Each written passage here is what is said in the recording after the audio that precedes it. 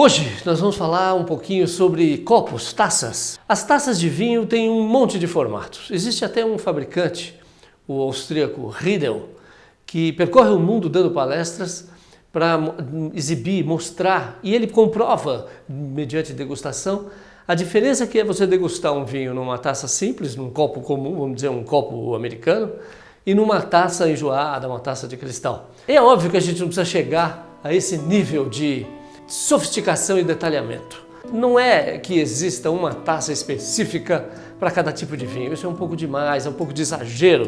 Tudo tende ao exagero se a gente não tiver o bom senso.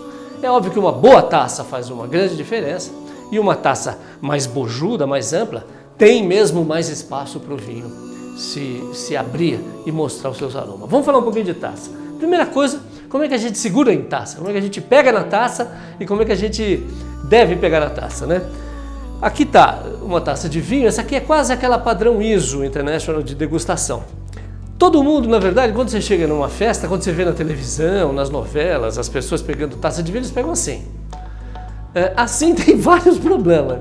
O principal deles é que suja a sua... Depois, se você ficar 2 horas segurando aquela taça, ou 1h30 na festa, sei lá quanto tempo você for ficar segurando a taça, ela vai ficar toda cheia de gordura e suor da sua impressão digital. Ela vai ficar cheia de marquinhas, vai ficar até fosca, ela vai perder um pouco do brilho.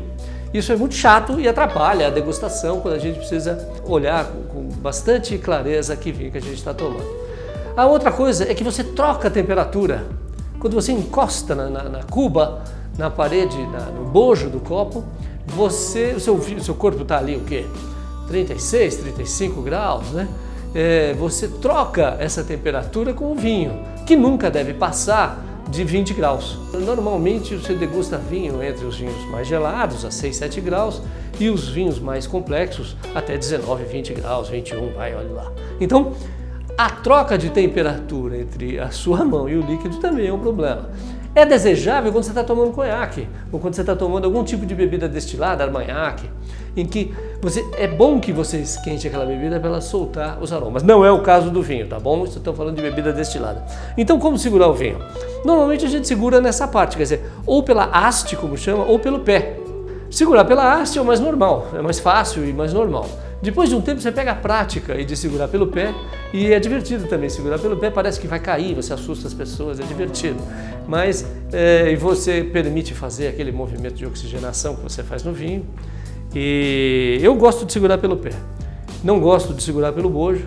Às vezes é inevitável, quando a taça está num lugar, a pessoa vai te dar a taça, qualquer jeito você pega no bojo, mas não fica segurando ela pelo bojo, já passa logo para a haste ou para o pé. E eu vou te contar um segredo, hein? Tem um detalhe aqui bem legal. Isso é um código. Isso daqui, quando você pega a taça de maneira correta, o que você está dizendo para os circunstantes? Você está dizendo a eles que você conhece alguma coisa de vinho. Que você ou estudou um curso de sommelier, ou acompanha o nosso programa. Eu sei que de alguma maneira você tem algum contato com o vinho, porque você já sabe que não é para pegar o vinho assim. Quem pega o vinho assim está dizendo aos demais visitantes, aos demais participantes daquela reunião, que ele não sabe como pegar uma taça. Então esse código é um código importante no mundo do vinho. Então aprenda a pegar a taça corretamente. A partir disso, tem 1 milhão de tipos de taças de vinho e de outras bebidas. Vamos começar com algumas das mais curiosas. Essas aqui, ó, são lindas. São taças de cristal soprado, algumas delas esculpidas. Só que elas são lindas para decoração, para beber água. Para vinho, não é legal. Por que não é legal? Porque você não vê a cor do vinho. Ela mistura a cor e te atrapalha. De tal maneira que você não vai poder avaliar um dos aspectos fundamentais da degustação de vinho, que é a avaliação visual. Então, são taças lindas. Se você tiver, herdou da vovó, herdou da titia, e tiver um conjunto bonito de taças como essas aqui, ó, que bonito que esse pé aqui, todo trabalhado, soprado e tal. Se você tiver um conjunto de taças bonitas como essa, usa para água. Bota na mesa, monta ela como taça de água. Vai dar certo. Isso daqui é um copo de degustação muito curioso, feito pelo Riedel. Ele tem aqui um encaixe para o dedo, ó. Ele é um copo profissional de degustação, que ele tem uma peculiaridade. Ele é completamente opaco. Você não vê nada, ele é totalmente 100% escuro. Então ele é usado para aquelas degustações, raras degustações, em que você vai ser confrontado com um vinho que você não sabe se é branco ou se é tinto.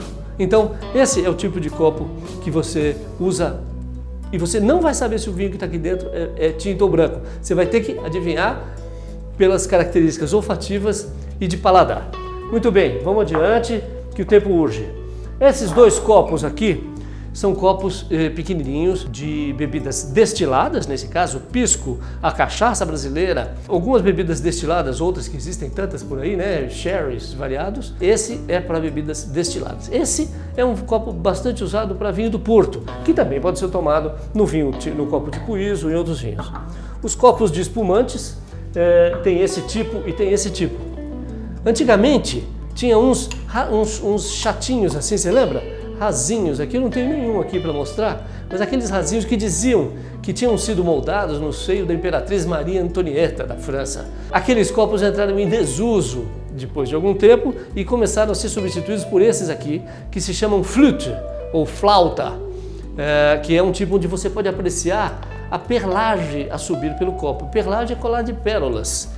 Em português, em francês, de francês e português, e ela sobe aqui pelo copo e você pode apreciar isso com calma. Ultimamente andam muito de moda copos desse tipo para tomar espumante. São modas. Os copos são... O importante é que você consiga ver a perlagem e que tenha um volume bom para te dar uma boa quantidade de aroma naquele copo. Esses 4 copos aqui podem ser usados. Esse aqui é muito usado para vinho branco.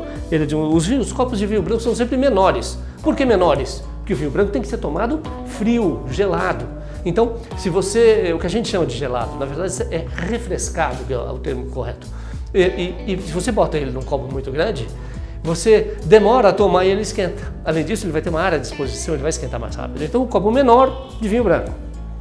Esse copo eu trouxe curiosamente, ele tem a haste exatamente da cor do vinho para o qual ele foi desenhado. Esse é o copo da denominação de origem controlada de Chianti, na Toscana italiana. Florença e Siena são as duas cidades que disputam a hegemonia do vinho Chianti. Esse é o copo oficial de degustação de Chianti e quando você põe vinho nele, parece que o vinho desceu até embaixo. É interessante, é bonitinho. Esses são copos de Bordeaux, são copos grandes de Bordeaux, são copos que já permitem onde o vinho abra mais, né?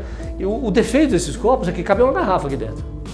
Se você encher ele até a boca, dá para botar uma garrafa inteira de vinho aqui dentro. Então, a gente bota pouquinho e o importante é que ele tenha uma boa área de oxigenação, o vinho fica exposto por oxigênio. Claro, a gente vai falar em outros programas, mas não vou esgotar o tema aqui. Existem copos de Borgonha que são diferenciados, existem outros tipos de copos.